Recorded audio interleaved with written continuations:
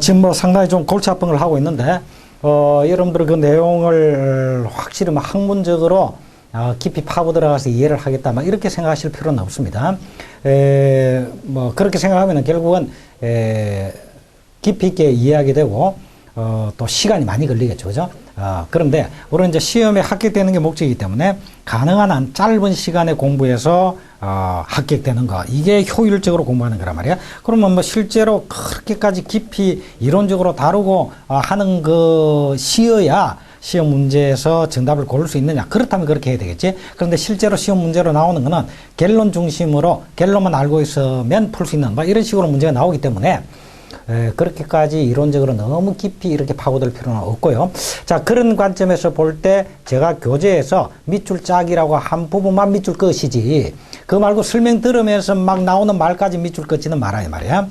그러다 보면 그냥 책이 아주 막 쳐다보면 그냥 복잡하면 다시 보기 싫단 말이에요. 그러니까 딱 간단하게, 우리 교재가 참 잘 돼 있어요. 교재가 참 잘 돼 있으니까 그래서 밑줄 딱딱 끈 부분 이것만 딱딱딱 나중에 보더라도 바로 대생임이 되고, 그렇게 해서 바로 시험 문제의 정답을 고를 수 있단 말이야. 그게 중요해. 그리고 이제 여기서 칠판에서 조금 이제 요약식으로 이렇게 정리를 해주는 거. 이건 당연히 여러분들이 옆에다가 노트를 하나 두고 그 노트에다가 필기를 해서 그렇게 또 정리를 하셔야 됩니다. 그럼 자, 그럼 맨델의 법칙을 봤고요. 이제 46페이지에 맨델의 법칙이 벤이 이렇게 나와 있죠, 그죠? 그래서 이 법칙이라고 하는 것은 항상 예외 없이 그대로 그냥 딱 적용된다 이런 거는 없습니다. 그래 예외가 다 있다라든지 그 법칙의 작용 자체가 어딘지 모르게 좀 불완전하게 나타나는 경우도 있고 이렇죠, 그지? 자, 그런 부분에 대한 내용을 한번 보자. 그래서 기억에 불완전 우승이다. 그럼 말 그대로 우승은 우승인데, 우승은 이제 표현행으로 나타나는 겁니다. 우승은 우승인데 그게 불완전하다. 이게 불완전 우승이라고 그래요. 자, 그러면 예를 들면 이런 거예요.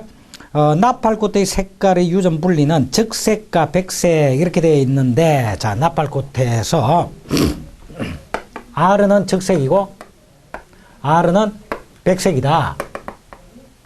적색과 백색이다. 그런데 이제 요 적색이 이건 우승이고 이거는 열성이다 이런 이야기지, 그지? 우승이다, 열성이다. 자, 그러면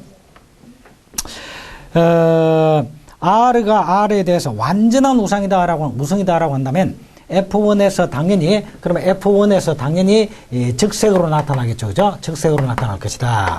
이렇게 되면 이게 완전한 우승인데, 우승은 우승이지만 불완전하더라. 그래서 이게 적색이 안 나타나면 뭐가 나타나요? 분홍색이 나타나더라. 적색이 아니고 분홍색이다. 그러니까 적색과 백색의 중간적인 분홍색으로 나타나는데, 이것은 대립유전자의 우열 관계가 완전하지 못한 불완전한 우승이라고 한다. 이런 경우에 이런 이야기예요. 그래서 이게 불완전한 우승이다. 완전한 우승이 아니고 불완전한 우승이다. 이걸 불완전 우승이라고 그런다. 자, 그래서 불완전 우승 해가지고 나팔꽃 색깔의 유전 분리에서 R가 R에 대해서 완전한 우승이 되지 못하고 중간 행질인 분홍색을 나타내는 것, 이와 같은 것을 우리는 불완전 우승이라고 한다. 밑줄 다 끊으시고요. 그 다음에 47페이지에 부분적 우승. 부분적 우승은 부분의 예를 들어서 다크의 흑색 코팅과 백색 레곤을 접합을 시켰더니 F1에서 흑색 바둑판 무늬를 보였다. 그러니까 흑색이면 흑색, 백색이면 백색 이렇게 되든지 그럼 완전한 우승이 되겠지. 그런데 그 중에 또는 흑색과 백색의 중간 형태가 나타난다 이러면 불완전 우승의 경우가 되겠지. 그런데 이거는 흑색과 백색이 섞여 나타나더라. 그래서 바둑판 모양으로 흑백 바둑판 모양으로 나타나더라. 흑색 백색 섞이더라. 이것은 부분에 따라서 흑색 또 부분에 따라서는 백색 이런 우승이 나타나기 때문이며 이런 현상을 부분적 우승이라고 한다. 무슨 말인지 알겠죠? 이제 불완전한 우승이고요. 두 번째로 부분적 우승. 부분적 우승은 이와 같이 일부분은 흰색, 일부분은 흑색 이래가지고 막 섞이더라 이런 얘기지. 자, 그 다음에 뒤에서 우열 전환. 자, 우열 전환은 우승이다 열승이다라는 게 경우에 따라서는 바뀌기도 하더라. 자, 그래서 우열 전환에서 둘째 줄에 보니까 시기에 따라 우성과 열성의 관계가 바뀌는 것을 우열 전환이라고 한다. 어떤 시기에서는 꼬투리가 상향인 것이 우성인데 어떤 시기에서는 꼬투리가 하향인 것이 우성으로 나타나더라. 이런 이야기죠. 그지? 그래서 시기에 따라 열성, 우성이 바뀔 수도 있더라. 이게 우열 전환이다. 자, 그 다음에 네 번째로 객세유전. 객세유전은 조상의 행질이 먼 후대 자손에서 우연적으로 나타난다. 그래서 F1, F2에서도 안 나타나다가 먼 후대에 아주 객세 지간에 있어서 나타나더라. 이 객세유전. 그래서 조상의 행질이 먼 후대의 자손에 우연적으로 나타나라. 이걸 객세유전이라고 한다. 자, 이런 것들이 멘델의 법칙에 대한 변이다. 이렇게 보시면 되겠죠. 자, 그다음에 4번 네 번째로 유전자 상호작용.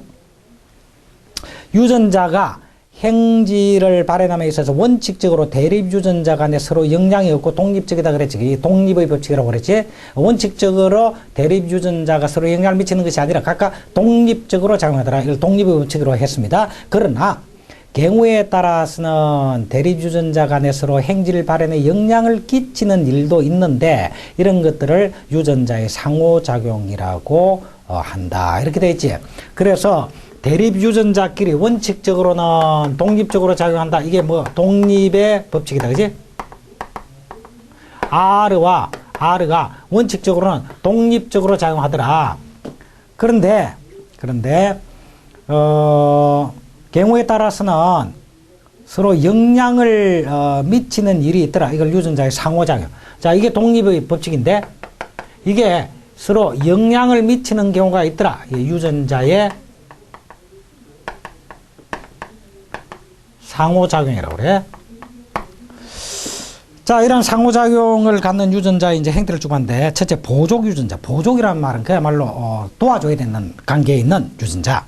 그래서 보족 유전자는, 둘째 줄을 보니까, C나 R의 어느 하나가 없으면 꽃은 무색으로 되고, C와 하나가 없으면 무색으로 나타나더라. 그러니까, 자, 요거는 스위트 피의 꽃 색깔 유전에 있어서 두 개의 우성 유전자 C와 R가 공동으로 작용해서 꽃 색깔이 발현되더라. 이런 얘기야. 그러면 C라는 유전자와 R라는 유전자 중에 어느 하나라도 없으면 꽃의 색깔이 나타나지 않더라. 그래서 꽃의 색깔이 나타나려면 C 유전자와 R 유전자가 공동으로 상호 어떤 작용을 해야만이 나타나더라. 자, 이와 같이 C와 R처럼 어떤 행질을 발현하는데 서로 보족적으로 작용하는 유전자를 보족 유전자라고 한다. 몇 줄자. 자, 그러니까 여기서 보족 유전자는 C와 R처럼 어떤 행질을 발현하는데 서로 보족적으로 작용하는 유전자를 보족 유전자라고 한다. 몇 줄자. 그러니까 C라는 유전자는 있는데 R라는 유전자가 없으면 그 색깔이 무색이다. 근데 색깔을 띠기 위해서는 C라는 유전자와 R라는 유전자 두 개가 서로 공동으로 도와주는 이런 작용을 해야만 되더라. 이런 관계에 있는 C와 R의 유전자를 서로 보족 관계에 있다. 보족 유전자다. 이렇게 이야기를 하는 거예요. 그러면 조건 유전자. 토끼 털 색깔의 유전시에 회색, 흑색, 착색의 흑색 유전자는 착색 유전자의 존재를 전제로 해서 발현이 되더라. 그러니까 자, 착색이다라고 하는 것은 이제 털 색깔이 나타나도록 하는 게 그게 착색 유전자단 말이야.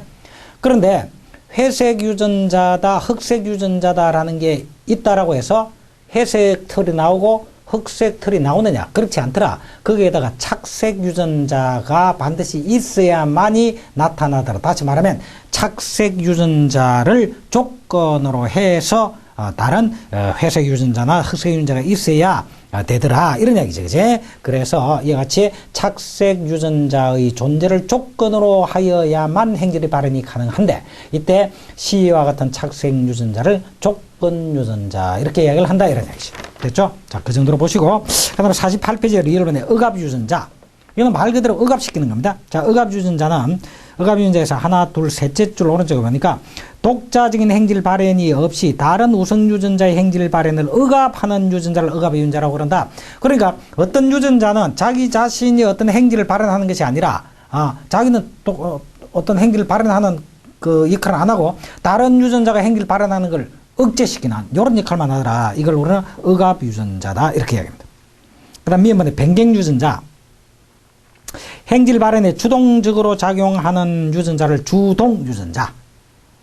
주동적으로 작용한다. 주동 유전자라고 유전자가 있고 주동 유전자의 작용을 정대 또는 감소시키도록 작용하는 다른 유전자들이 있는데 주동 유전자의 작용을 변경하는 유전자를 변경 유전자라고 한다. 그 무슨 말이냐면 주동 유전자가 어떤 행질의 발현을 하는 주된 역할을 하는 유전자인데 그 주동 유전자의 작용을 변경시키는 이런 유전자를 변경 유전자라고 한다 이런 얘기죠.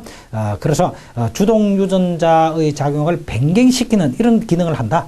변경시키는 이게 이제 변경 유전자인데 그러면 주동 유전자가 없으면 변경 유전자의 존재가 의미가 있을 수 없죠, 그죠? 그러니까 주동 유전자가 있는데 주동 유전자 작용하려는 걸 변경 유전자가 그 작용 자체를 바꾸는 이런 작용을 한단 말이야. 그래서 주동 유전자가 없으면 변경 유전자의 작용도 나타나지 않는다. 되죠. 여기까지 밑줄짝. 그 다음 B배 치사 유전자. 치사라는 건 죽인단 말이야. 치사 유전자.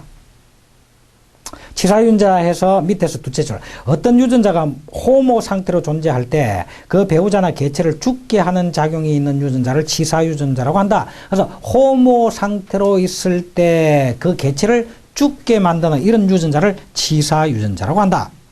자, 쭉 내려와서 49페이지에 2형번에 동의 유전자. 동의 유전자는 하나의 행질 발현에 대해서 같은 방향으로 작용하는 우성 유전자가 두 개 이상 관여할 때 이를 동의 유전자라고 한다. 서로 동의해준다, 협력해준다, 동의해준다. 자, 동의 유전자 이 말은 하나의 행질 발현의 방향으로 서로 같이 작용하는 두 개 이상의 우성 유전자를 동의 유전자라고 한다. 자, 동의 유전자는 다시 중복 유전자와 양적 유전자로 나눠볼 수 있는데, 중복 유전자는, 자, 그 이제 보기에 나와 있죠. 냉이의 꼬투리 모양의 유전에서 C와 D는 부채꼴을 나타내고, 스몰 C와 스몰 D는 창꼴을 나타낸다. 따라서 C와 D는 동의 유전자다. 이 말은 C라는 유전자도 부채꼴, D라는 유전자도 부채꼴. 그렇지, 그지? 그래서 C라는 유전자와 D라는 유전자는 같은 방향으로 작용하는 우성 유전자다. 그래서 이걸 우리는 동의 유전자다. 이렇게 이야기를 합니다. 자, 그러니까 동의 유전자는 행질 발현에 같은 방향으로 작용하는 우성 유전자입니다. 동의 유전자는 행질 발현이 같은 방향으로 나타나는 열성이 아니라 두 개 이상의 우성 유전자. 두 개 이상의 우성 유전자. 이걸 동의 유전자라고 그래. 그러니까 우성 유전자다 말이야. 우성 유전자니까 C와 D가 우성이지. 스몰 C, 스몰 D는 열성이지. 그러니까 스몰 D가 아니라 대문자 C와 D. 대문자 C와 D는 우성이다. 우성인데 같은 방향으로 다 부채꼴을 나타내도록 하는 방향으로 작용하고 있다. 그래서 C와 D를 동의 유전자라고 이야기를 한다. 그런데 C와 D는 단독으로나 공동으로나 모두 부채꼴을 나타내기 때문에 그 작용 자체가 누적되어서 나타나는 게 아니고 각각 따로따로도 부채꼴 모양을 나타낸단 말이야. 그래서 이건 이 작용이 누적되는 게 아니고 단지 작용이 중복될 뿐이다. 그래서 동의 유전자를 중복 유전자라고도 한다.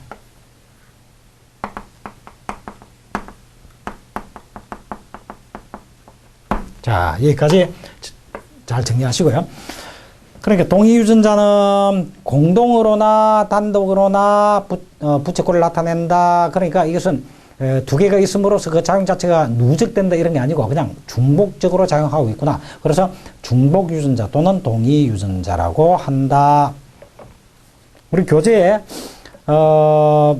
어버이의 라지 cc 라지 dd 곱하기 스몰 ccdd 돼 있죠. 그러면 라지 ccdd는 부초꼴이고요. 스몰 ccdd는 부채꼴이 아니고 창꼴이죠. 창꼴. 그래서 조금 미스프린트입니다. 자, 그래서 중복 유전자라고 그러고, 그다음 B번에 양적 유전자. 양적 유전자. 3개 이상의 그 둘째 줄 오른쪽에 3개 이상의 우전 유전자가 모두 미라리 색깔을 붉게 하는 방향으로 작용하고 있는 동위 유전자임을 나타내고 있으며, 또한 정기 중복 유전자의 경우와는 달리 동위 유전자들의 작용이 누적적인 효과를 보여주고 있다. 그러니까 자, 이것도 양적 유전자는 이제 뭐냐면 중복 유전자는 누적적인 효과를 나타내는 건 아니었단 말이야.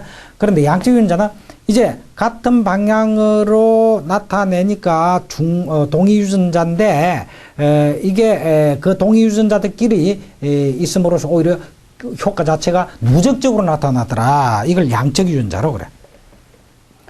이와 같이 하나의 행질 발현에 같은 방향으로 누적적으로 작용하여 항군의 유전자들을 작용하는 항군의 유전자들을 양적 유전자라고 하며, 동위 유전자의 대부분은 이것이다. 이랬죠. 그지? 그래서 동위 유전자의 대부분은 양적 유전자다.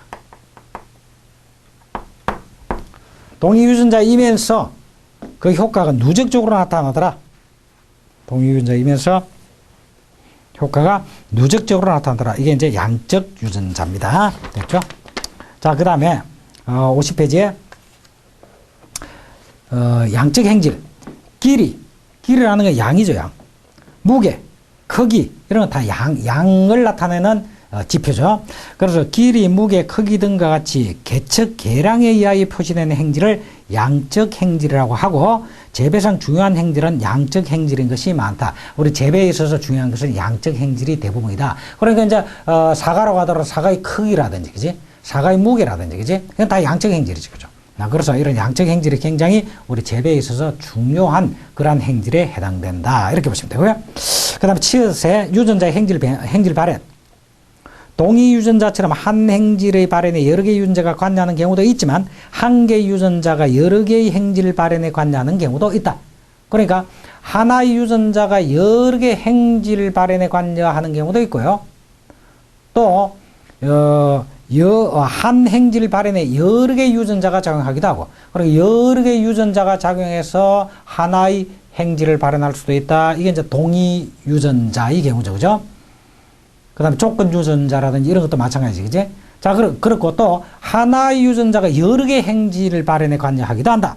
그래서 행질 발현은 동위 유전자처럼 한 행질의 발현에 여러 개의 유전자가 관여하는 경우도 있지만, 한 개의 유전자가 여러 개의 행질 발현에 관여하는 경우도 있다. 여기까지 밑줄 그어 놓으시고, 그 다음에 치읓번의 맨 밑에 내려와서 유전자의 연관 위에 환경이 달라지면 세포 내 조건도 달라져서 유전자의 행질 발현이 달라지는 수도 있다.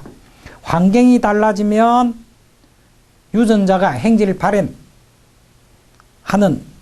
그 발현 자체가 달라지는 경우도 있다. 예를 들어 앵초는 29도에서 30도의 다습한 온실에서는 흰꽃이 피지만 20도 시의 노지에서는 다몽꽃이 핀다. 그러니까 앵초 같은 경우는 어떤 유전자가 흰꽃을 피게 하는 유전자라고 하더라도 온도가 고온다습이면 흰꽃이 피지만 20도씨의 노지에서는 흰꽃이 안 피고 다몽색의 꽃이 피도록 행질 발현을 시키더라. 그러니까 하나의 유전자라고 하더라도 이같이 환경에 따라서 행질 발현을 이렇게 다르게 할 수도 있다. 이런 얘기죠. 자, 그러면 유전자의 연관의 뜻. 자, 이건 독립의 법칙에 의해서 각각 따로따로 독립적으로 작용하지만, 그게 원칙이지. 독립적으로 작용하고 순수의 법칙이 작용하고 있지만 반드시 그런 건 아니다. 자, 그래서 연관에서 첫째 줄 보니까 두 쌍의 대립 유전자가 서로 다른 종류의 상동 염색체에 실려 있을 때는 각 쌍의 대립 유전자의 행동이 독립적이지만 이게 독립의 법칙입니다. 그러나 만일에 두 쌍의 대립 유전자가 동일한 상동 염색체에 실려 있을 때는, 대립 유전자가 동일한 상동 염색체에 실려 있을 때는 아예 쌍으로 집단으로 집단으로 이렇게 작용하기도 한다. 이걸 우리는 유전자의 연쇄 또는 유전자의 연관 이렇게도 이야기를 합니다. 이제 연쇄, 연관 이렇게도 이야기를 한다. 자, 그 다음에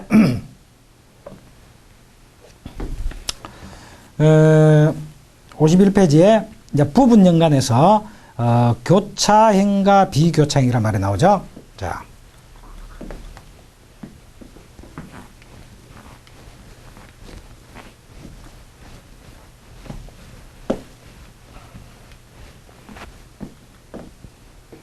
자, 유전자가 RY 이렇게 되어 있다. 또 RY 이렇게 되어 있다. RY 이렇게 되어 있다. RY 이렇게 되어 있다. 자, 한번 봅시다.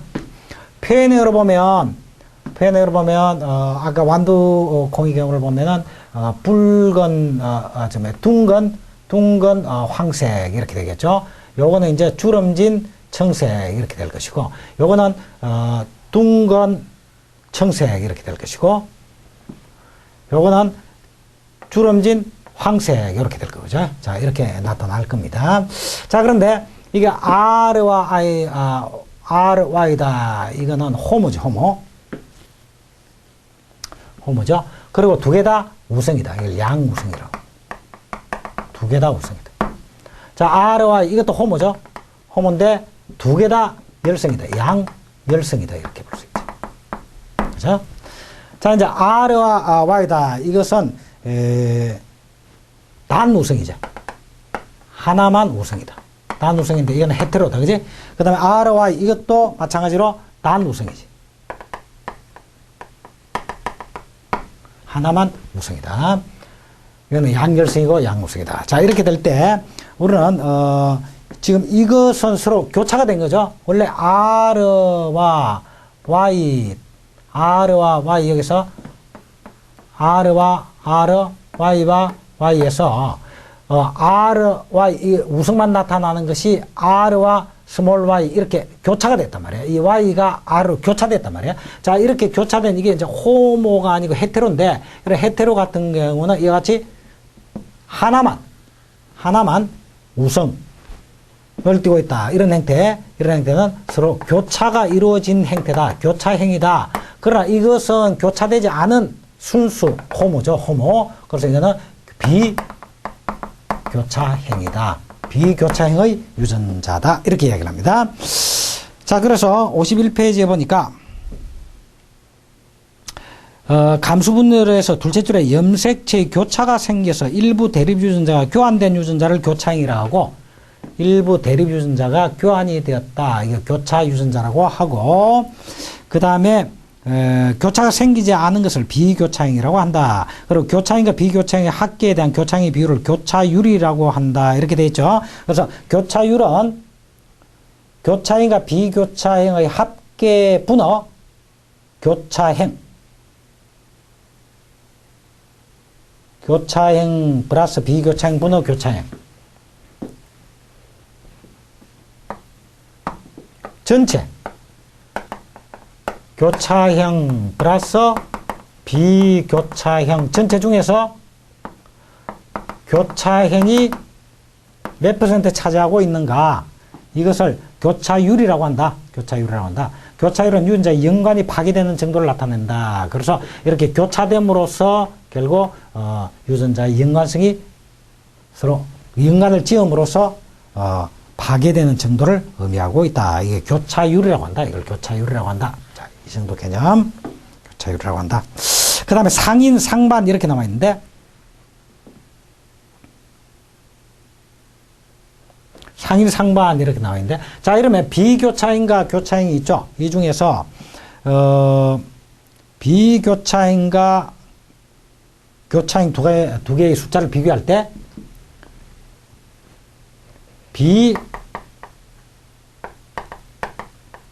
교차행이 교차행보다도 더 많을 때 이것을 상인이라고 그러고, 비교차행과 교차행에서 오히려 비교차행이 더 작을 때 이걸 상반이라고 그런다. 자, 그래서 비교차행이 많을 때를 상인이라고 그런다. 반대는 상반이라고 그런다.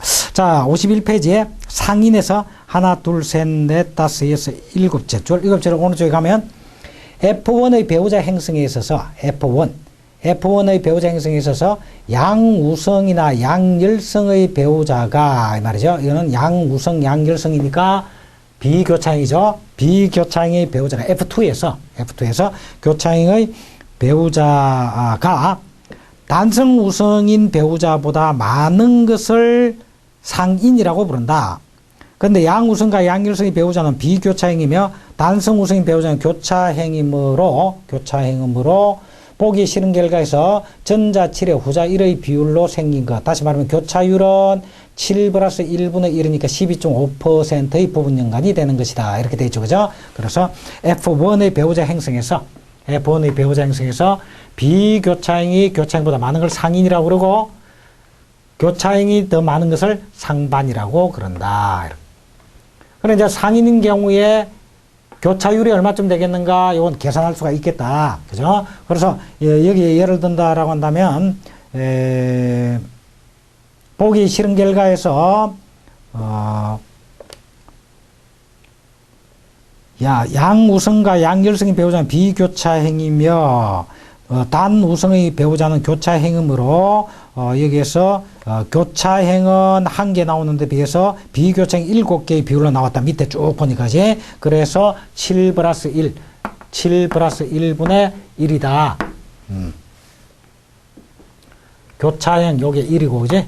비교차행 7개다. 그러면 8분의 1이죠? 8분의 1이니까 대충 비율이 12.5% 정도 나온다. 이것을 교차율이라고 한다. 교차율이 12.5%다라고 한다면 부분 연간이 12.5% 정도 되어 있다. 그래서 이 교차율이다라고 하는 것은 결국 부분 연관이 얼마나 되어 있는가라는 걸 나타내주고 있다. 그래서 12.5% 정도의 부분 연관을 나타내고 있구나.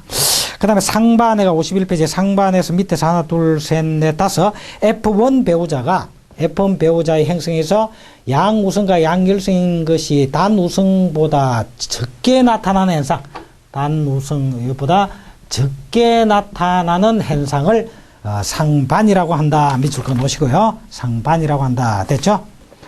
자, 그 다음에 염색체 변이 한번 봅시다. 염색체 변이에서 1번에 염색체 유전적 역할에서 둘째 줄 유전자가 염색체의 일정한 위치에 실려 있는데 염색체 상의 각 유전자의 위치를 정해놓은 것을 염색체 지도라고 한다. 이건 하나의 개념이니까 개념대로 염색체 지도라고 한다라고 알아놓으시고 53페이지 염색체의 수적 변화를 한번 봅시다. 그런데 게놈이라는 말이 나오는데 게놈이라는 것은 어떤 종류가 있으면 그 종류의 기본 염색체 수를 게놈이라고 합니다.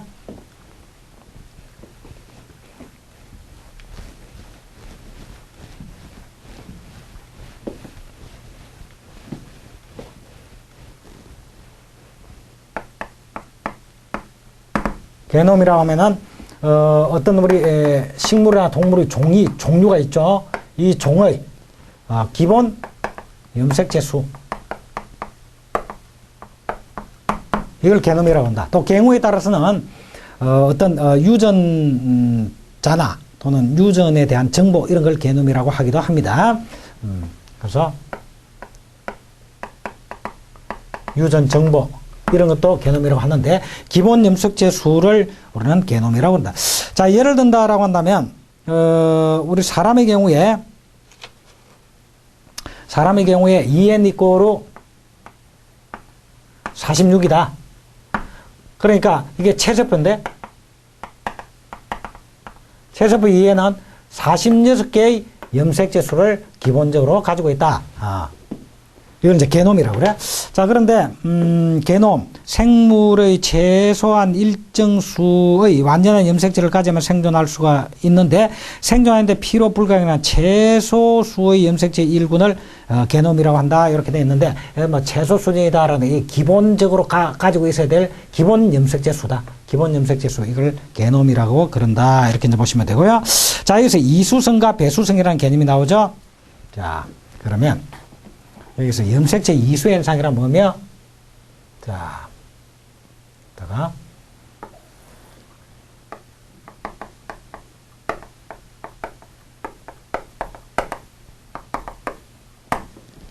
그리고 염색체의 배수 현상. 자, 이게 뭔가라는 걸 한번 정리를 해봅시다. 자, 염색체 이수 현상이다라고 하는 말은 무슨 말이냐면, 감수 분열이 비정상적으로 이루어질 경우에 염색체 수가 반수체의 2배가 아닌 상태가 되는 것, 이걸 이수 현상이라고 합니다. 그러니까 감수 분열이 비정상적으로 이루어질 경우,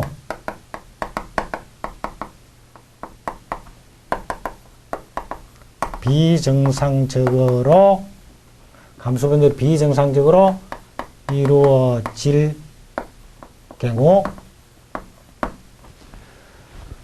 감수 분열을 했으니까 염색체 수가 반으로 줄어든다 이런 얘기죠. 그죠?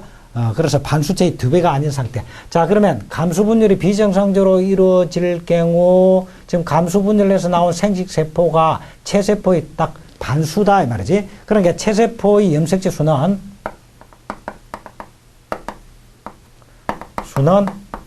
반수체, 감수 분열 반으로 된 반수체의 2배가 돼야 되겠지. 2배가 돼야 되는데, 반이니까 2배가 되는데, 이 2배가 아닌 이런 현상. 이게 나타날 수 있는데, 이걸 염색체 이수 현상이라고 그런다. 그래서 감수 분열의 경우는 비정상적으로 나타날 땐 이수 현상이 나타나는데, 염색체 수가 반수체의 2배가 아닌 그런 현상이 나타나는 경우를 우리는 염색체 이수 현상이라고 그럽니다. 자, 예를 들어서, 사람의 체세포의 염색체 수는 46개라고 그랬지, 그지? 그러면 감수 분열을 하면 생식세포는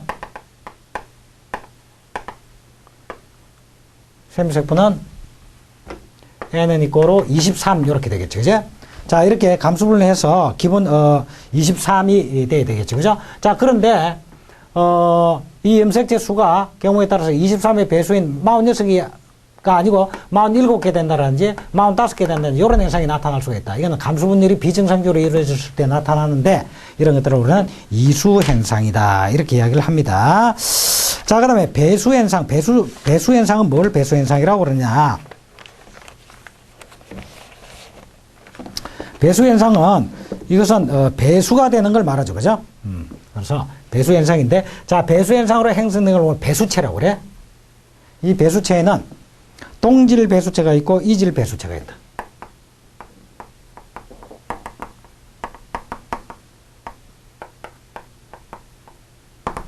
동질 배수체는 같은 유전자만이 배수가 된 겁니다. 동질 배수체는 같은 유전자만이 결합돼서 배수가 된 거예요. 그러니까 N이 2N이 되었다. 또는 2N이 4N이 되었다. 그죠? 그 다음에 2N하고 4N하고 결합돼서 2N하고 4N하고 결합돼서 3N이 나왔다. 이와 같이 동일한 유전자들끼리 모여서 1배, 2배, 3배, 4배 이렇게 된 것을 동일 배수체라고 그러고, 이질 배수체다라고 하는 것은 이것은 다른 유전자들이 모여서 배수가 된 거예요. 다른 유전자들이 모여서 배수가 되니까 예를 들어서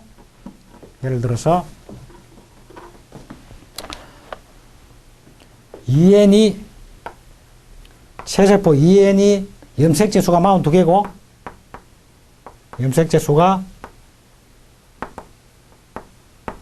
42개고 또 EN의 염색체 수가 14개인 이런 다른 유전자입니다. 이게 동일한 유전자가 아니고 EN이라고 하더라도 염색체가 42개인 것 14개인 것, 이건 다른 유전자죠. 이것이 결합돼 가지고 체세포가 2개 합쳐서 56개가 되었다. 이렇게 되는 것을 이질 배수체라고 해요. 이질 배수체라고. 자, 그런데 이런 동질 배수체와 이질 배수체의 특징적인 요소는, 동질 배수체의 경우에는 불임성을 보입니다. 그래서 균형 잡힌 염색체 분리가 안 되지만, 이질 배수체의 경우에는 다른 유전자들끼리 모였기 때문에 정상적인 감수 분열이 일어납니다. 그래서 이런 이질 배수체는 여기 이제 다른 유전자들끼리 모였단 말이야. 다른 유전자들끼리 모였기 때문에 정상적으로 정상적인 감수 분열이 가능하고, 따라서 불임이 나타나지 않습니다. 불임성은 없습니다. 그러나 동질 배수체가 되면은 불임성이 나타난다. 그래서 삼연의 같은 경우, 삼연인 같은 경우는 소위 말하는 불임에 의한 시 없는 수박, 시 없는 수박은 삼연이 되지. 그래서 동질 배수체는 불임성을 나타낸다. 이렇게 볼 수가 있습니다. 자, 그러한 내용들이 쭉 있는데, 53페이지에 밑에서 한 파라그래프, 그 파라그래프 두 개쯤 올라가면 동질 배수체 이렇게 나오죠. 그죠? 그래서 동질 배수체에는 감수 분열을 할 때 깨끗하게 감수 분열이 되지 못하고 따라서 높은 불임성을 나타낸다. 이렇게 되어 있죠. 그죠? 높은 불임성을 나타낸다. 그 다음에 이질 배수체. 이질 배수체는 서로 다른 유전자들이 모여서 배수체가 된 것이고, 여기는 정상적인 감수 분열이 이루어져서 불임성은 나타나지 않는다. 이렇게 되어 있죠. 그죠? 정상적인 감수 분열이 이루어져서 불임성은 나타나지 않는다. 그럼 밑줄 그어 놓으시고요. 자, 그 다음에 54페이지에 성가 유전 되어 있는데, 성염색체라는 게 있단 말이야. 그래서, 우리 인간의 경우에도, 염색체 XX면은, XX면, 여자고, XY면 남자고. 이렇게 X 염색체와 Y 염색체가 성염색체인데, 이런 성염색체의 결합이 어떻게 나오느냐에 따라서 성별이 결정되는 겁니다. 자, 성별이 결정되는데, 거기서 이제 반성유전이란 말이 있죠. 반성유전. 이번에 반성유전은 어떤 행질을 발현한 유전자가 성염색체에 있을 경우에는 그 행질이 성과 특별한 관계를 가지고 유전하게 되는데, 이것을 반성유전이라고 한다. 자, 예를 들어서 노랑 초파리의 눈 색깔이 붉은 눈 색깔이 흰 눈에 대해서 우성인데, 노랑 초파리의 눈 색깔의 유전은 성과 특별한 관계를 가지고 유전을 하기 때문에 암컷인 경우에는 붉은 눈이 나타나고 수컷인 경우에는 흰 눈만 나타나더라. 자, 그러니까 여기서 예를 든다라고 한다면 노랑 초파리의 눈 색깔의 유전입니다. 노랑 초파리의 눈 색깔의 유전은 붉은색이 우성이야. 흰색이 열성이야. 그러면 우성인 붉은색이 나타나야 되겠지. 그런데 그것이 성염색체에 있는 경우에 암컷일 경우에는 붉은 눈이 우성으로 그대로 나타나는데, 수컷이 되면은 붉은 눈이 우성이 아니라 흰 눈이 오히려 누성으로 되더라. 그래서 행질이 성과 특별한 관계를 가지고 유전되는 이런 현상이 나타나는데, 이걸 반성유전이라고 그런다. 자, 반성유전. 그래, 반성유전의 의미를 알겠죠? 반성유전은 어떤 행질이 나타나는 게 성염색체와 특별한 관계를 가지고 유전되더라. 성염색체와 특별한 관계를 가지고 유전되더라. 이런 얘기. 그래서 노랑 초파리의 눈 색깔이 붉은색이 되느냐, 흰색이 되느냐, 이것도 성염색체와 관련을 해서 암놈일 때는 붉은 눈이 되고 순놈일 때는 흰 눈이 되더라. 이래가지고 이걸 반성유전이라고 그럽니다. 그 다음 이제 한성유전은 뭐냐면, 한성유전은 특정한 한쪽 성에만 한정되어 나타나는 유전을 한성유전이라고 합니다. 그러니까 암컷에만 나타난다 또는 수컷에만 나타난다라고 하는 어떤 행질, 이 행질을 한성유전이라고 한다. 그래서 한성유전에 한성유전 하나, 둘, 셋째 줄 보면 어떤 행질을 발현하는 유전자가 성염색체에 있고 그 행질이 특정한 한쪽 성에만 한정되어서 나타나는 이런 유전자를 한성유전이라고 한다. 밑줄 그어 놓으시고요. 그 다음에 종성유전. 종성유전의 맨 마지막에 보면 상염색체에 있는 유전자라도 했는데 동상염색체, 동자를 붙이세요. 동상염색체에 있는 유전자라도 그 행질 발현이 성에 따라 달라질 때 이를 종성유전이라고 한다. 그래서 동상염색체 상에 있는 유전자라고 하더라도 그 행질의 발현이 성에 따라서 달라져. 예를 들면 대머리 유전자라고 하더라도 대머리 유전자가 남성에서는 우성이지만 여성에서는 열성이다. 이와 같이. 동일한 대머리 유전자인데 성에 따라서 우성, 열성이 달라져. 그래서 대머리 유전자는 남성인 경우에는 우성이야. 그런데 여성인 경우는 열성이더라. 이런 것을 우리는 종성유전이라고 합니다. 자, 그래서 여기서 반성유전이라든지 한성유전, 한성유전 한정된다. 그 다음에 종성유전, 이런 개념이 있죠. 그 개념 정도를 여러분들이 파악하시기 바랍니다. 자, 이번 시간 여기까지 하겠습니다. 수고하셨습니다.